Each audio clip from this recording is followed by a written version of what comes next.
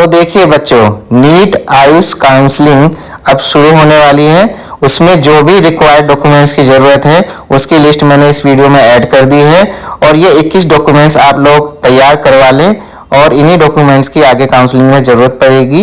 बाकी इस वीडियो को अंत तक जरूर देखें, इसके बारे में मैं आपको आगे पूरी वीडियो में इसके बारे में जानकारी देने वाला हूं। तो कृपया करके पूरी वीडियो को अंत तक जरूर देखें, लाइक शेयर एंड सब्सक्राइब जरूर करें और इन डॉक्यूमेंट्स को वन बाय वन ठीक से पढ़ लें और 1 से लेकर 21 तक सभी डॉक्यूमेंट्स को आप लोग बनवाकर तैयार रखें जो कि काउंसलिंग में जरूरत पड़ेगी। नमस्कार दोस्तों, डॉक्टर नितिन मलिक आयुर्वेदिक लोक में आप सभी का स्वागत है।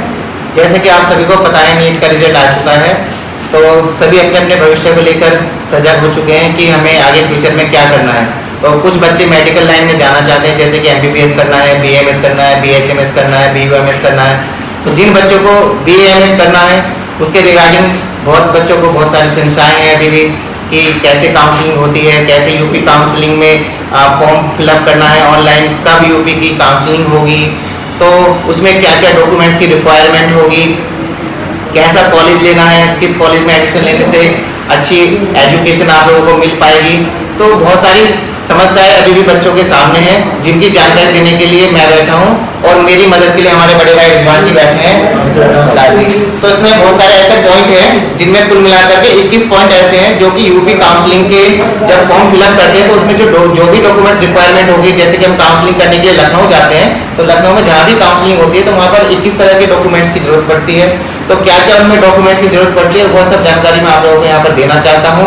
जैसे कि रिजवान जी, मेरी एक संशय है कि इसमें जो आपके कंप्यूटर में मैं देख रहा हूँ कि 6 नंबर पर ये पॉइंट है कि 10वीं का एडमिट कार्ड चाहिए, 10th क्लास का एडमिट कार्ड, जबकि हम लोग तो 10 साल पहले, 5 साल पहले, 3 साल पहले पास आउट हो चुके, तो एडमिट कार्ड कौन संभाल के रखता है। लेकिन ऐसे ही 21 तरह के डॉक्यूमेंट्स हैं कि यूपी काउंसलिंग का जब हम फॉर्म फिलअप कर देते हैं ऑनलाइन, उसके बाद क्या क्या रिक्वायरमेंट होती है, कौन कौन से सर्टिफिकेट चाहिए, वैसा रिजवान जी 1 बाय 1 आप लोगों को समझाएंगे और कब यूपी काउंसलिंग की डेट आएगी, कब यूपी काउंसलिंग शुरू होगी, इसके बारे में हमारे रिजवान जी जानकारी देंगे। जी बताइए भाई साहब। नमस्ते सर, एक बार मैं आपको पुनः नमस्ते करूंगा डॉक्टर साहब, और आपका बहुत बहुत धन्यवाद कि आपने मुझे इसलिए याद किया। मैं आपकी और आपके बच्चों की, आपके व्यूअर्स की बहुत मदद करना चाहता हूँ। मैं बता दूं बच्चों, जो भी मेरी वीडियो देख रहे हैं, डॉक्टर साहब की वीडियो देख रहे हैं, कि आप सही वीडियो देख रहे हैं, सही शख्स की वीडियो देख रहे हैं। आपको यहाँ से जो जानकारी मिलेगी वो 100% सही मिलेगी।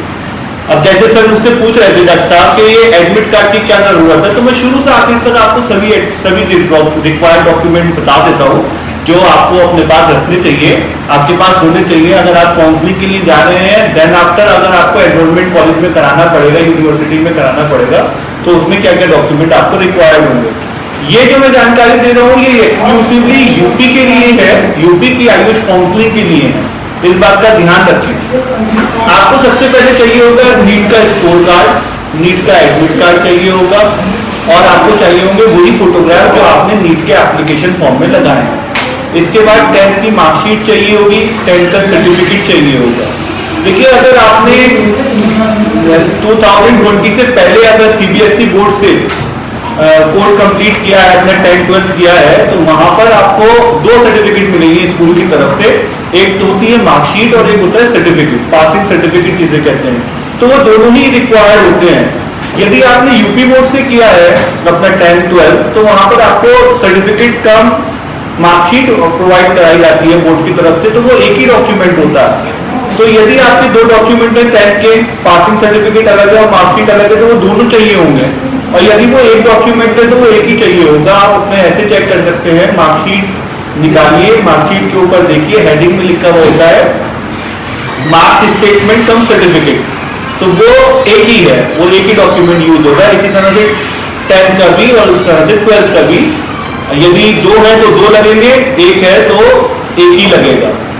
इसके बाद आपको 10th और 12th का एडमिट कार्ड की भी जरूरत पड़ेगी। अगर आपने CBSE ICSE बोर्ड से किया है तो 10th और 12th का एडमिट कार्ड होगा, तो आपको काउंसलिंग के समय ज्यादा परेशानी नहीं होगी।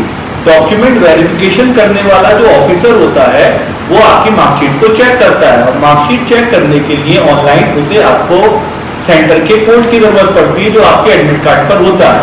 यदि आपके पास है तो आपका काम थोड़ा आसान हो जाएगा। यदि आपके पास नहीं है तो भी कोई परेशान होने की जरूरत नहीं है, क्योंकि वो लोग कर लेते हैं। थोड़ा सा समय लगता है, हो सकता है 15-20 मिनट, आधा घंटा आपको ज्यादा समय लग जाए, और वो आपका वेरिफिकेशन कर देते हैं। अगर आपके पास है तो उसे काउंसलिंग के समय, डॉक्यूमेंट वेरिफिकेशन के समय जरूर लेकर जाए।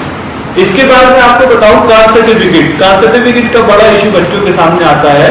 डॉक्टर साहब, कास्ट सर्टिफिकेट जो होना चाहिए वो 1 अप्रैल 2023 के बाद का होना चाहिए। अच्छा। ओबीसी का सर्टिफिकेट स्पेशली, इससे पहले का सर्टिफिकेट वो मान्य नहीं करेंगे।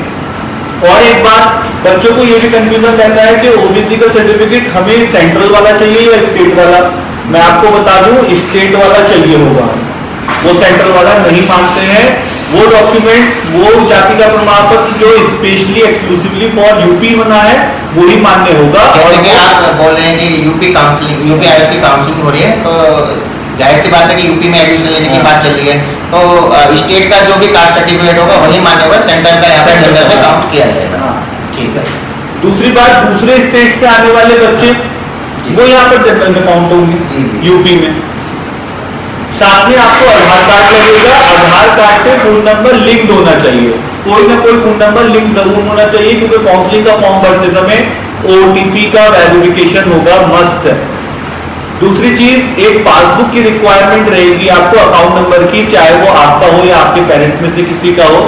इसके बाद यदि आप यूपी के नहीं हैं, यूपी के नहीं है मतलब ये है कि आपने 12th और 10th यूपी से नहीं किया है, यूपी के स्टेट में रहकर किसी स्कूल से नहीं पढ़े हैं, बाहर से पढ़े हैं, और आप यूपी की काउंसलिंग कराना चाहते हैं और यूपी में कैटेगरी क्लेम कर रहे हैं। मान लीजिए जैसे मैं मुरादाबाद का रहने वाला हूँ, मैंने मुंबई जाके अपनी स्टडीज करी, 12th करा, ठीक है। अब मैं मुरादाबाद लौट के आगे अब चाहता हूँ कि मैं इसी कॉलेज में एडमिशन लूँ, यूपी में श्री सत्या में एडमिशन लूँ, और मेरे नंबर है मान लीजिए 120, जिसमें मैं जनरल में क्वालिफाई नहीं हूँ पर ओबीसी में क्वालिफाई हूँ 2023 के रिजल्ट के हिसाब से। अब मुझे अपनी कैटेगरी क्लेम करनी है, तो अब मैं यूपी का कास्ट सर्टिफिकेट लगाऊंगा और यूपी का डोमिसाइल लगाऊंगा, ये बताने के लिए कि मैं यूपी का ही रहने वाला हूँ, डोमिसाइल यूपी का हूँ, मूल निवासी, और मैं यूपी की पिछड़ी जाति में भी आता हूँ, इसलिए मुझे डोमिसाइल की जरूरत रहेगी। वो बच्चे जिन्होंने यूपी से ही अपनी 10th-12th की परीक्षा पास करी है, उन्हें डोमिसाइल की जरूरत नहीं पड़ेगी। दूसरी चीज जो रहेगी, ईमेल आईडी बच्चों के पास अपनी वैलिड होनी चाहिए, चलती भी होनी चाहिए, जिसका पासवर्ड आप लोगों के पास होना चाहिए, क्योंकि इसी पे बाकी सारे डॉक्यूमेंट, काउंसलिंग की जब आपकी हो जाएगी, सारे डॉक्यूमेंट आपको मेल आईडी पे प्रोवाइड कराए जाते हैं। ईमेल आईडी सही डालिएगा। बाद में आपको टीसी और कैरेक्टर सर्टिफिकेट ऑफ माइग्रेशन की जरूरत पड़ती है, पर वो काउंसलिंग के टाइम पे जरूरत नहीं पड़ती है, वो कॉलेज में आप बाद में सबमिट कर सकते हैं, उसका एनरोलमेंट में काम रहता है। इसी तरह से गैप सर्टिफिकेट की जरूरत पड़ती है, वो भी आप बाद में जमा कर सकते हैं। गैप सर्टिफिकेट जैसे कि किसने 12th पास आउट होने के बाद में बीएससी किया है या फिर नर्सिंग का कुछ भी कोर्स वगैरह कुछ भी किया है, तो अगर उसका बीएमएस में एडमिशन लेने में या अब जो नीट के द्वारा एडमिशन लेने में और 12th करने के बीच में गैप है, उस बीच का वो एफिडेविट देता है। जैसे कि कोचिंग वगैरह अगर उसने तो वो घर पे जाके अध्ययन करा है, वो लिखवाना पड़ता है, एफिडेविट देना पड़ता है। साथ में एक बात तो और मैं बता दूं बच्चों को आपके माध्यम से रखता हूं कि अगर वो बच्चे जिनका आधार कार्ड पे और मार्कशीट पे और नीट के स्कोर कार्ड पे अगर मिसमैच है नाम या पिता का नाम, ठीक है, उसमें आपको परेशानी आएगी, ठीक है। या तो उसे समय रहते सही करा लीजिए, क्योंकि काउंसलिंग अक्सर जल्दी शुरू होने वाली है, ठीक है।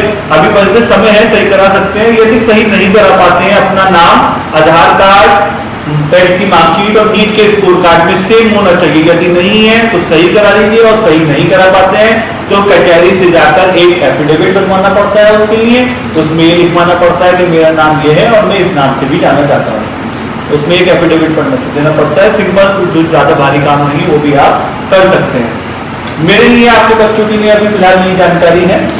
आशा करता हूँ कि मेरी जानकारी से इन्हें फायदा होगा। जी, बहुत बहुत धन्यवाद रिजवान जी, आपके माध्यम से हमारे बच्चों को बहुत सारी जानकारी मिली है।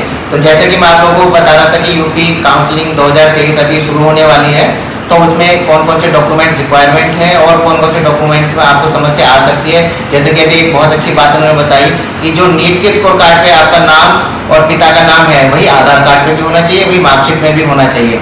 अगर मार्कशीट में अलग है और नीट के स्कोर कार्ड में अलग है और आधार कार्ड पे अलग है, तो आप लोगों को कचहरी में जाकर के एक एफिडेविट बनवाना होगा और जो भी आपका नाम होगा उसमें उसको वेरीफाई करा के नोटरी करा करके आप उसको काउंसलिंग में साथ में लेकर के जाइए, अन्यथा आपको एडमिशन लेने में बहुत समस्या हो सकती है। तो बहुत बहुत धन्यवाद रिजवान जी, आपके द्वारा ये बहुमूल्य कीमती समय दिया गया और बच्चों को अच्छी जानकारी आपने दी है, जिससे कि इनको आगे भविष्य में लाभ मिलेगा। नमस्कार, तब तक के लिए दोस्तों आप लोग सुखी रहिए, समृद्ध रहिए, स्वस्थ रहिए।